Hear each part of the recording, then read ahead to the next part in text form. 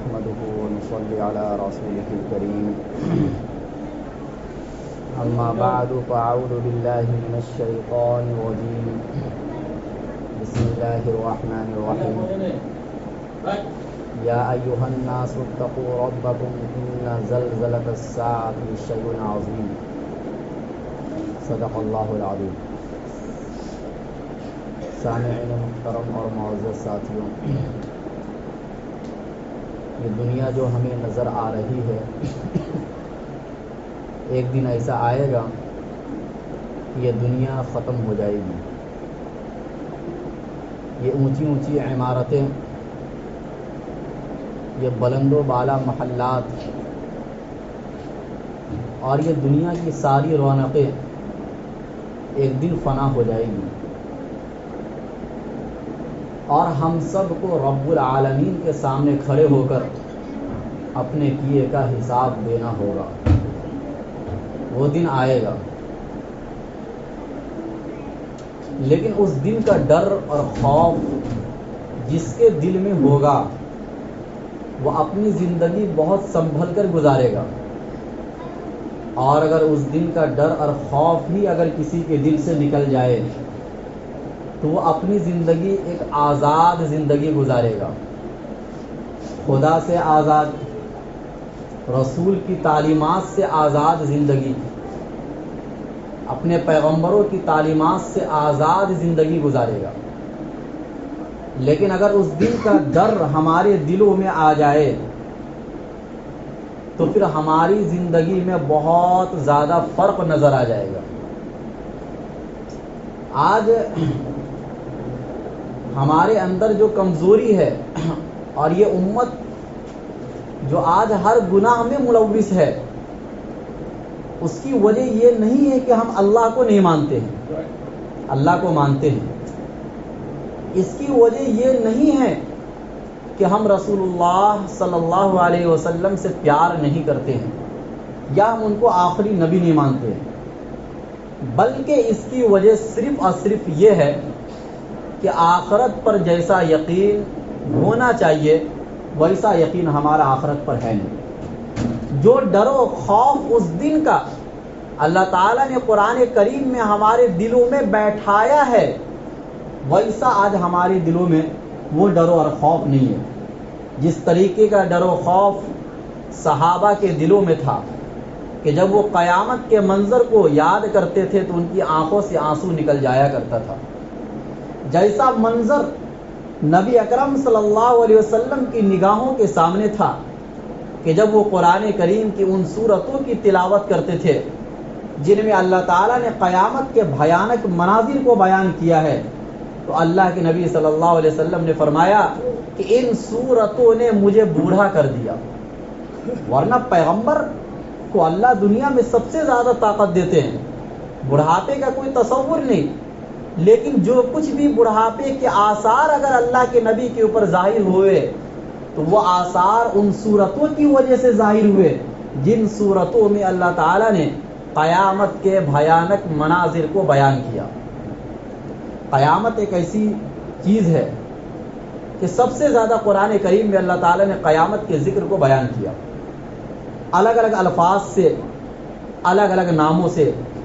کہیں فرمایا القاریعۃ ما القاریعہ، جس طریقے سے کوئی آنے والا دروازہ کھٹکھٹاتا ہے اسی طریقے سے یہ قیامت جب آئے گی تو آپ کا دروازہ کھٹکھٹائے گی، لیکن یہ بغیر بلائے مہمان ہوگی. تاریخ نہیں بتائی گئی کہ کس تاریخ میں آپ کے دروازے کو کھٹکھٹایا جائے گا. کہیں اللہ نے فرمایا الحاقۃ ما الحاقہ، وہ ثابت ہونے والی چیز، وہ یقینی چیز. کہیں فرمایا اذا وقعت الواقعہ، جب وہ واقع ہونے والی چیز واقع ہو جائے گی. کہیں اس دن کا نام دیا یوم الطلاق، ملاقات کا دن، اللہ سے ملاقات کا دن. کہیں اس دن کے بارے میں اللہ نے فرمایا یوم التغابن، دھوکے کا دن، یعنی انسان کو اپنی دنیا کے بارے میں اس دن پتہ چل جائے گا کہ میں دھوکے میں تھا. یہ قیامت کے دن پتہ چل جائے گا. پتہ چلا اللہ تعالیٰ نے الگ الگ ناموں سے قیامت کے بھیانک مناظر کو بیان کیا ہے تاکہ ہم اور آپ ان آیتوں کو پڑھ کر، ان کی تلاوتوں کو کر کے اور سمجھ کر ہمارے دلوں میں ڈر اور خوف پیدا ہو، پھر ہماری زندگی اس طریقے سے ہو جس طریقے سے اللہ تعالیٰ اور اس کے رسول چاہتے ہیں۔ قیامت کے دن اتنا ہولناک اور بھیانک منظر ہوگا کہ جو سورج آج ہم سے کروڑوں میل دور ہے، پھر بھی ہم اس کی تپش، اس کی گرمی کو محسوس کرتے ہیں۔ اللہ کے نبی صلی اللہ علیہ وسلم نے صحیح مسلم کی حدیث میں فرمایا کہ اس دن کا منظر ایسا ہوگا کہ یہ سورج 1 میل کے فاصلے پر ہوگا۔ اور آج دنیا میں سورج کے روشن ہونے کا اللہ تعالیٰ نے ایک الگ منظر کھینچا ہے کہ بھائی آج روشن کیوں ہے؟ تاکہ ہم دنیا میں رہ کر کام کر سکیں، یہ سورج کی روشنی سے ہم دین کے کام کر سکتے ہیں۔ لیکن قیامت کے دن جو سورج آئے گا ہمارے سروں کے اوپر، وہ اس لیے نہیں آئے گا کہ دن ہے تو دن کے اوقات میں کام کر لو ابھی سورج ڈوب جائے گا، بلکہ وہ صرف مکمل ہمیں اور آپ کو عذاب دینے کے لیے آئے گا، تکلیف میں مبتلا کرنے کے لیے آئے گا۔ اور پھر اس دن پسینے کا یہ عالم ہوگا کہ کوئی انسان ٹخنوں تک ڈوبا ہوا ہوگا پسینے میں، کوئی گھٹنے تک ڈوبا ہوا ہوگا، کوئی کمر تک ڈوبا ہوا ہوگا، اور کوئی اپنے حلق تک اس پسینے میں ڈوبا ہوا ہوگا، جس پسینے سے بچنے کے لیے دنیا میں کبھی تو آپ پنکھے کا انتظام کرتے ہیں، کبھی تو آپ کولر کا انتظام کرتے ہیں، اور کبھی تو آپ اے سی کا انتظام کرتے ہیں۔ یہ سارے انتظامات قیامت کے دن ختم ہو جائیں گے، صرف اور صرف آپ کو گرمی لگے گی اور آپ پسینے میں ڈوبے ہوئے ہوں گے۔ اتنا بھیانک منظر کہ اگر وہ دن قیامت کا دن نہ ہوتا، اگر وہ دن قیامت کا دن نہ ہوتا تو انسان دوبارہ مر جاتا، چونکہ وہ سارے تکالیف کا سامنا ہمیں قیامت کے دن کرنا پڑے گا، جن تکلیفوں کا سامنا کرنے کی وجہ سے انسان اس دنیا میں ہلاک ہو جاتا ہے، مر جاتا ہے۔ وہ سارے مناظر قیامت کے دن آئیں گے ہمارے سامنے، لیکن موت اب آئے گی نہیں۔ اسی وجہ سے ساری تکلیفوں کو سہنے کے باوجود بھی ہم زندہ رہیں گے۔ اللہ تعالی نے قرآن کریم میں ایک جگہ کو فرمایا، یا ایھا الناس اتقوا ربکم، اے لوگو تم اپنے رب سے ڈرو، ان زلزلۃ الساعۃ شیء عظیم، قیامت کا زلزلہ، قیامت کا منظر بہت بڑی چیز ہے۔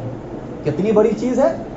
اس کا نقشہ تھوڑا سا اللہ تعالیٰ نے اس طریقے سے کھینچا کہ یوم ترونھا تذہل کل مرضعۃ عما ارضعت، کہ جس دن آپ دیکھیں گے کہ دودھ پلانے والی عورت اپنے دودھ پیتے بچے کو بھول جائے گی۔ جو دودھ پلانے والی عورت اپنے بچے سے بہت پیار کرتی ہے، جب وہ بچہ بہت چھوٹا ہوتا ہے، وہ بھیانک مناظر کو دیکھنے کی وجہ سے اپنے دودھ پیتے بچے کو یہ عورت بھول جائے گی۔ وَتَضَعُ حَمْلٍ حَمْلَهَا، اور حمل والی عورت اپنے حمل کو جن دے گی۔ وہ بھیانک منظر کو دیکھنے کی وجہ سے اسے پتہ ہی نہیں چلے گا کہ میرے ساتھ کیا ہو رہا ہے۔ وَتَرَى النَّاسَ سُكَارَىٰ، آپ لوگوں کو دیکھیں گے نشے کی حالت میں، ایسا لگے گا کہ انہوں نے نشے کی کوئی گھونٹ پی لی ہے، کوئی شراب پی لیا ہے، یا کوئی ایسی چیز پی لی ہے جس سے انسان کو نشہ آ جاتا ہے۔ لوگ اس طریقے سے تڑپ رہے ہوں گے، ہل رہے ہوں گے، لیکن اللہ تعالیٰ نے فرمایا وَمَا هُمْ بِسُكَارَىٰ، لوگ اس دن نشے میں نہیں ہوں گے، وَلَٰكِنَّ عَذَابَ اللَّهِ شَدِيدٌ، لیکن اللہ کا عذاب سخت ہے۔ یہ عذاب کی وجہ سے ایسا ہو رہا ہوگا، آپ کو ایسا لگے گا کہ یہ لوگ نشے میں ہیں، لیکن حقیقت میں وہ عذاب کا نشہ ہوگا، کسی چیز کے پی لینے کی وجہ سے یا کسی چیز کو کھا لینے کی وجہ سے اس دن کا نشہ نہیں ہوگا۔ وہ تو عذاب کی سختی کو محسوس کر رہے ہوں گے، اس لیے آپ کو ایسا محسوس ہوگا۔ ایک جگہ پر اللہ تعالی نے فرمایا یوم یفر المرء من اخیہ، وہ ایسا بھیانک منظر کہ جس دن انسان اپنے بھائی سے بھاگے گا، اپنی ماں سے بھاگے گا، اپنے باپ سے بھاگے گا، اپنی وصاحبتہ، اپنی بیوی سے بھاگے گا۔ یہ تمام رشتہ داریاں قیامت کے دن ختم ہو جائیں گی۔ ہم اور آپ ایک دوسرے کو دیکھیں گے، لیکن دیکھنے کے باوجود بھی بھاگیں گے۔ بھاگنا تو چھوڑیے، منظر ایسا ہوگا کہ ایک انسان یہ تمنا کرے گا کہ اگر میں اپنے بیٹے کو قربان کر کے اس عذاب سے بچ جاؤں تو بیٹے کو قربان کرنے کے لیے تیار ہو جائے گا، اپنی بیوی کو قربان کرنے کے لیے تیار ہو جائے گا اگر یہ آپشن مل جائے، حتیٰ کہ اپنی ماں اور اپنے باپ کو قربان کرنے کے لیے تیار ہو جائے گا۔ اسی چیز کو اللہ تعالیٰ نے سورہ معارج میں فرمایا یبصرونہم، ہر انسان کو دوسرا انسان دکھلا دیا جائے گا۔ آپ نے اپنے دادا کو نہیں دیکھا، بہت سے ایسے لوگ ہوں گے جو اپنے پردادا کو نہیں دیکھے، اس سے پہلے کے لوگوں کو نہیں دیکھے، وہ سارے خاندان آپ کے قیامت کے دن آپ کے سامنے ہوں گے۔ یبصرونہم، سب کو آپ دیکھ لیں گے۔ ہوگا کیا؟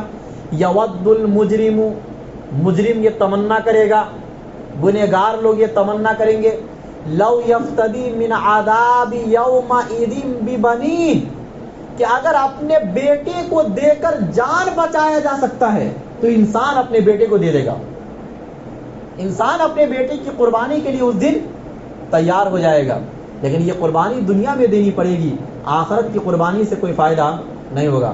یومئذ ببنیہ وصاحبتہ واخیہ، اپنی بیوی کو اگر قربانی دینے کی ضرورت پڑے اور اس سے جان کا چھٹکارا مل جائے تو انسان اپنی بیوی کو قربان کر دے گا، واخی اپنے بھائی کو قربان کر دے گا، وفصیلتہ التی تؤویہ، اور وہ تمام رشتہ دار جن سے آپ اپنی رشتہ داریاں جوڑتے ہیں، اگر ان تمام کو دے کر آپ کی جان بچائی جا سکتی ہے تو آپ اس کے لیے بھی تیار ہو جائیں گے۔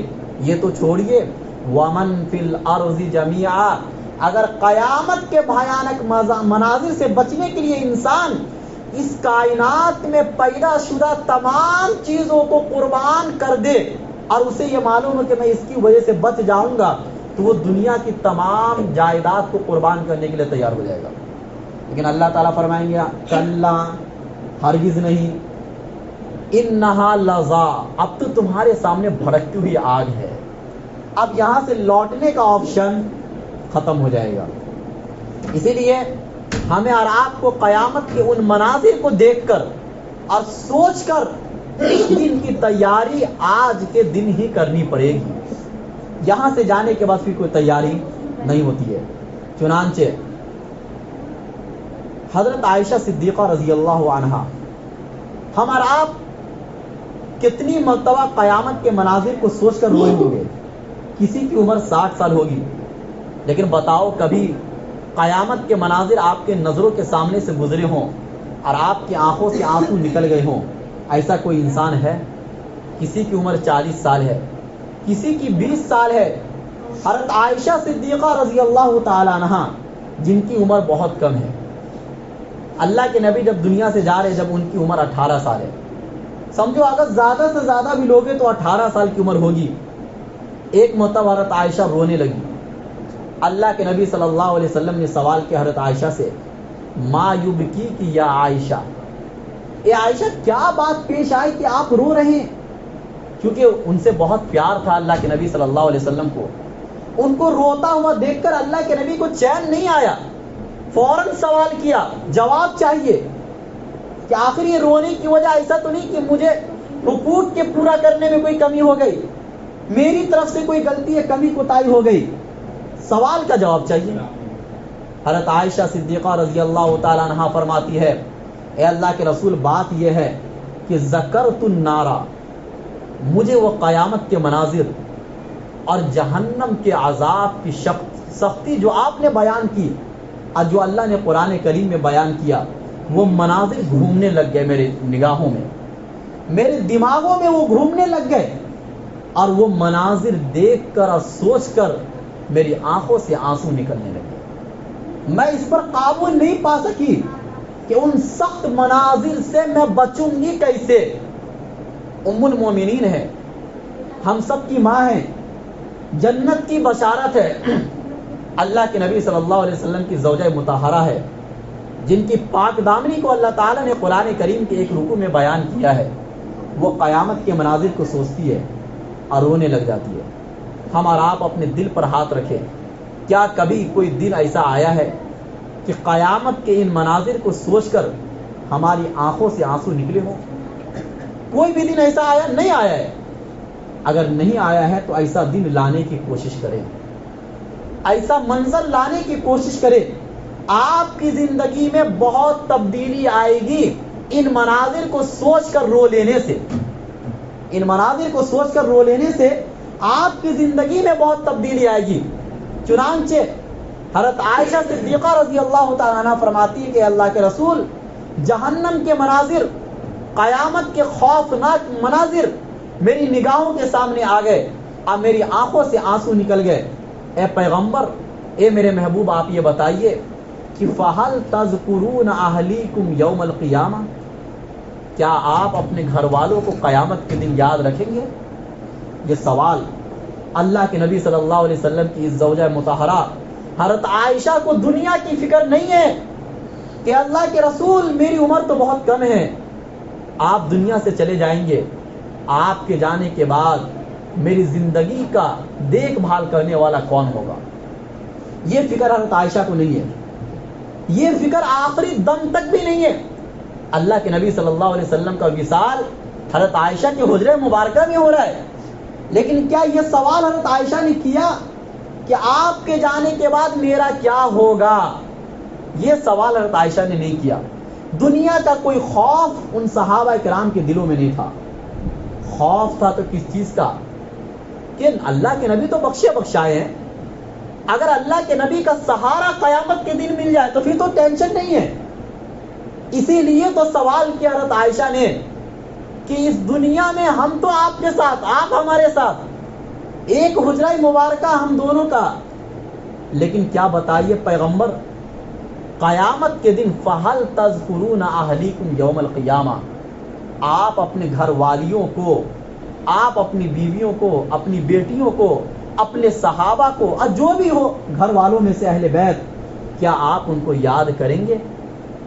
کیونکہ آپ کا ایک نظر ادھر لے آنا ہمارے لیے کافی ہو جائے گا۔ اللہ کے نبی صلی اللہ علیہ وسلم نے فرمایا، یا عائشہ، اما فی ثلاثۃ مواطن فلا یذکر احد احدا، 3 مواقع ایسے ہوں گے کہ کوئی کسی کو یاد نہیں کرے گا، حتیٰ کہ پیغمبر بھی اپنی امت، اپنی زوجہ مطہرہ، اپنی بیٹیوں اور اپنی اولادوں کو یاد نہیں کریں گے۔ یہ 3 مناظر، یہ قیامت کے مناظر ہے۔ یہ تو جہنم میں جانا بہت بات کی بات ہے، یہ قیامت کا دن کتنا بڑا دن بھائی، 50,000 سنہ، 50,000 سال کے برابر ایک دن۔ یہ قرآن کی آیت ہے، 50,000 سال کے برابر ایک دن، اور اتنا خطرناک منظر کہ وہ پیغمبر جو اپنی امت سے اتنا پیار کرنے والے، جن کے پیار اور محبت اور شفقت کا ذکر اللہ تعالیٰ نے قرآن کریم میں کیا ہے، وہ پیغمبر یہ فرما رہے ہیں کہ امت تو چھوڑو، اے بی بی حضرت عائشہ، میں ان 3 مواقع پر تمہیں بھی یاد نہیں رکھ پاؤں گا۔ میں، ہر انسان کو اپنی اپنی فکر ہوگی۔ حضرت عائشہ کو اور فکر ہو گئی کہ بھائی چلو، قیامت کا منظر تو بہت سخت تھا ہی، لیکن اگر نبی کا ساتھ وہاں ہوتا تو نبی کے سہارے تھوڑی معافی تلافی ہو جاتی، آگے بڑھنے کا موقع مل جاتا۔ لیکن اللہ کے نبی صلی اللہ علیہ وسلم نے تو اور بھیانک منظر کا تذکرہ کر دیا کہ 3 مواقع پر کوئی کسی کو یاد نہیں کرے گا۔ بھائی پہلا موقع کیا ہوگا؟ ان 3 مواقع میں سے پہلا موقع کیا ہوگا؟ اللہ کے نبی صلی اللہ علیہ وسلم نے فرمایا، عند المیزان، ترازو جب قائم کی جائے گی۔ یہ تو حدیث کے اندر یہ ذکر آیا، اللہ نے قرآن کریم میں فرمایا، وَنَضَعُ الْمَوَازِينَ الْقِسْطَ لِيَوْمِ الْقِيَامَةِ فَلَا تُظْلَمُ نَفْسٌ شَيْئًا، جس دن ہم انصاف کے ترازو کو لائیں گے، رکھیں گے لوگوں کے اعمال کو تولنے کے لیے۔ یہ جو بھی اعمال آپ دنیا میں کیا کرتے تھے، وہ سارے اعمال کی ایک شکل قیامت کے دن آ جائے گی۔ ہم اور آپ یہ سوچ رہے ہوں گے بھائی اعمال کی شکل کیسے پیدا ہوگی؟ دنیا اتنی ترقی کر گئی کہ ٹھنڈی کتنی ہے، گرمی کتنی ہے، یہ آپ کو پتہ چل جاتا ہے۔ اسی طریقے سے آپ ہواؤں کو آج وزن کرنے لگ گئے۔ یہ ساری چیزیں آج دنیا میں ہو رہی ہے کہ اللہ تعالیٰ کے لیے یہ آسان نہیں کہ جو اعمال ہم آج دنیا میں کر رہے ہیں، ان اعمال کو ایک جسم دے دیا جائے۔ چنانچہ فرمایا، وَوَجَدُوا مَا عَمِلُوا حَاضِرًا، جو کام آپ کرتے تھے وہ کام قیامت کے دن موجود سامنے پاؤ گے. سمجھ گئے؟ وہ صرف اعمال کی شکل اعمال ہی نہیں ہوں گے کہ جو صرف لکھا گیا ہوگا. رجسٹر میں لکھا جانا الگ ہوگا اور سامنے جو موجود ہوگا جس کو وزن کیا جائے گا وہ الگ ہوگا. ہر انسان کا وہاں حساب و کتاب تفصیلاً ہوگا، اجمالاً نہیں ہوگا. مطلب ایسا نہیں کہ ایک گروپ آئے گا جماعت کا ایک وقت میں فیصلہ ہو جائے بھائی آگے بڑھا دیا جائے، نہیں. ایک ایک آدمی کا تفصیلی حساب و کتاب لیا جائے گا. چنانچہ انسان کو بلایا جائے گا، جب اس کے اعمال کو ترازو کے پلڑے میں رکھا جائے گا تو انسان کو اس وقت یہ فکر ہوگی کہ میرے نیکیوں کا پلڑا بھاری ہو جائے اور گناہوں کا پلڑا ہلکا ہو جائے. یہ خوف ایسے وقت میں کوئی بھی کسی کو یاد نہیں کرے گا. کیوں؟ اس لیے کہ اللہ تعالیٰ نے فرمایا فَأَمَّا مَنْ ثَقُلَتْ مَوَازِينُهُ فَهُوَ فِي عِيشَةٍ رَاضِيَةٍ کہ جس کے ترازو کا پلڑا بھاری ہو گیا، جس کے نیکیوں کا وزن بھاری ہو گیا، فَهُوَ فِي عِيشَةٍ رَاضِيَةٍ تو اس کے لیے آسانی کے سارے دروازے کھلتے چلے جائیں گے. آسانی کے سارے دروازے کھلتے چلے جائیں گے. وَأَمَّا مَنْ خَفَّتْ مَوَازِينُهُ فَأُمُّهُ هَاوِيَةٌ اور جس کے ترازو کا پلڑا ہلکا ہو گیا یعنی نیکی ہلکی ہے اور گناہ بھاری ہے، فَأُمُّهُ هَاوِيَةٌ تو مشکلات کے پھر سارے دروازے کھلتے چلے جائیں گے. پھر مشکلات ہی مشکلات آپ کو نظر آئیں گے. ایسے وقت میں کوئی کسی کو یاد نہیں کرے گا. ایک جگہ پر اللہ تعالی نے فرمایا فَأَمَّا مَنْ ثَقُلَتْ مَوَازِينُهُ فَأُولَٰئِكَ هُمُ الْمُفْلِحُونَ کہ جس کے ترازو کا وزن بھاری ہو گیا تو یہی لوگ کیا ہے؟ کامیاب ہے. وَمَنْ خَفَّتْ مَوَازِينُهُ اور جس کے ترازو کا وزن ہلکا ہو گیا تو یہ لوگ سب سے زیادہ نقصان اٹھانے والے ہیں. تَلْفَحُ وُجُوهَهُمُ النَّارُ وَهُمْ فِيهَا كَارِهُونَ ان کے چہرے کو آگ میں جھلسا دیا جائے گا. وہ چہرہ جس کو آپ دنیا میں خوبصورت بنانے کی ہزار کوششیں کرتے ہیں، آپ اپنے چہرے سے داڑھی کو ہٹاتے ہیں تاکہ میں خوبصورت دکھوں. عورتیں گھنٹوں گھنٹہ لگایا کرتی ہیں میک اپ کرنے میں تاکہ میں کسی کے سامنے خوبصورت دکھوں. یہ خوبصورت چہرہ جس کو آپ نے دنیا میں بہت ہی ناز و نعمت سے بنایا تھا، قیامت کے دن اس چہرے کو آگ میں جھلسا دیا جائے گا. یہ چہرہ پھر دیکھنے کے لائق نہیں ہوگا. اس چہرے سے گھن آئے گی، آپ دور بھاگیں گے ایسے چہرے سے. اتنا خطرناک منظر ہوگا. بہرحال یہ کہ لمبا مضمون ہے. انشاءاللہ سنڈے کے دن جو ہے شب برات ہے. اس مضمون کو انشاءاللہ پورا کیا جائے گا. اس موضوع پر بھی بات ہو جائے گی اور قیامت کے مناظر پر بھی بات ہوگی کہ تاکہ کیونکہ اصل یہی ہے فضائل پر انسان اس وقت عمل کرے گا، فرائض پر انسان اس وقت عمل کرے گا جب انسان کے دل میں قیامت کے اس بھیانک مناظر کا تصور ہوگا. جب انسان قیامت کو یاد رکھے گا تو سارے اعمال پر اتر آئے گا، اور جب انسان قیامت کو ہی بھول جائے گا تو پھر اس کی زندگی میں اور اس انسان کی زندگی میں جو اللہ کو نہیں مانتا ہے کوئی فرق نہیں ہوگا. تو ایک تو یہ کہ سنڈے کے دن آپ تمام لوگ رات میں آنے کی کوشش کریں. دوسرا اعلان یہ ہے کہ دیکھیے وہ رات بنی ہے عبادت کے لیے، گھومنے کے لیے نہیں بنی ہے. چونکہ میٹنگ کے دوران یہ بات پیش آئی کہ بہت سے مسلمان بچے بائک چلاتے ہیں، گپاسٹنگ کرتے ہیں، گھومتے ہیں، بہت سے جو قوانین ہیں راستے کے ان قوانین کو توڑتے ہیں، بہت سے لوگوں کو تکلیف ہوتی ہے، بہت سے سونے والے ہیں ان سونے والوں کی نیند میں خلل پڑتی ہے. یہ تمام وہ کام ہیں کہ جو شریعت میں پہلے سے حرام ہے. اللہ کے نبی نے فرمایا المسلم من سلم المسلمون من لسانه ويده حقیقی مسلمان وہ ہے جس کے زبان اور ہاتھ سے دوسرا مسلمان محفوظ رہے. صرف مسلمان کی بات نہیں، اگر دوسرے احادیث پر نظر کی جائے تو مراد یہ کہ تمام انسانیت اس کے ہاتھ کی تکلیف سے اور اس کی زبان کے تکلیف سے محفوظ رہے. اب وہ دن تو وہ رات تو آتی ہے بخشش کے لیے، مغفرت کے لیے اعلان ہوتا ہے اللہ کی طرف سے، لیکن ہم اور آپ مسجدوں کو چھوڑ کر گھروں کو چھوڑ کر باہر گھومتے ہیں. یہ مسلمانوں کا طریقہ نہیں ہے، یہ اسلام کا طریقہ نہیں ہے. صحابہ کرام نے اپنی زندگی میں اس رات میں یہ کام نہیں کیا تھا. تو اسی لیے کم سے کم ایک رات تو عبادت کرنے کا موقع ملتا ہے. پورے سال تو ویسے بھی عبادت نہیں کرتے, پورے سال تو ویسے بھی اللہ کو بھولے ہوئے رہتے ہیں. ایک رات تو کم سے کم اللہ کو یاد کرنے کے لیے یا تو اپنے گھروں میں رہے یا تو مساجد میں رہے, تاکہ سکون کے ساتھ آپ عبادت کر سکیں. تو اس لیے اس بات کا خاص خیال رکھے کہ چونکہ ماحول ویسے نہیں ہے, ہماری ایک ایک چیزوں پر نظریں رکھی جا رہی ہے. تھوڑا سا موقع اگر ملا تو بدنام کرنے کے لیے کافی ہے. ایک انسان کی غلطی بہت سے ہمارے بھائیوں کو جیل میں ڈالنے کے لیے کافی ہے. بہت سے غیر مجرم بھی کبھی کبھی جیل میں چلے جایا کرتے ہیں. تو اسی لیے آپ ایسی غلطی نہ کریں کہ آپ کی غلطی کی وجہ سے دوسرے مسلمان بھائیوں کو بھی تکلیف ہو. اس لیے آپ وہ کام کریں جس سے اللہ اس کے رسول راضی ہوتے ہیں, اور شریعت کے قوانین کی بھی پابندی کرے, اور جو حکومت کے قوانین ہیں, جو راستے کے قوانین ہیں, ان قوانین کی بھی پابندی کرے. تو انشاءاللہ ہماری وہ رات بہت اچھی گزرے گی.